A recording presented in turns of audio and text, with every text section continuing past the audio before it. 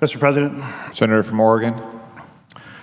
Mr. President, earlier today, Donald Trump called for the United States to ban all Muslims from entering our nation.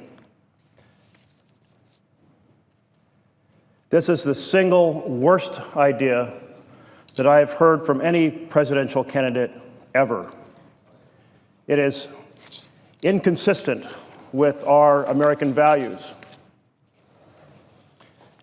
It is inconsistent with our national history.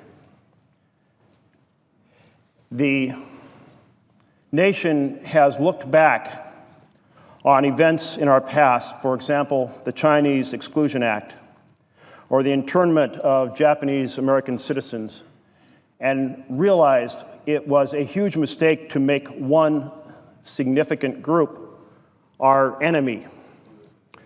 It is inconsistent with the vision of our Constitution, in which all came to the United States seeking to escape persecution and be able to practice whichever religion they chose. The founders of the United States did not seek to make our nation one in which only a single religion could be practiced. They did not seek to establish one religion as the preeminent religion. They instead wanted a place, a safe haven, where people could worship as they pleased, which is the heart of our First Amendment. This idea is wrong and wrong-headed. It is wrong in the context that we are not at war with Islam. In fact, we are working in partnership with Islamic nations to take on a terrorist group known as ISIS. It is wrong in that all patriotic Americans of every religion are working together to take on this terrorist group known as ISIS.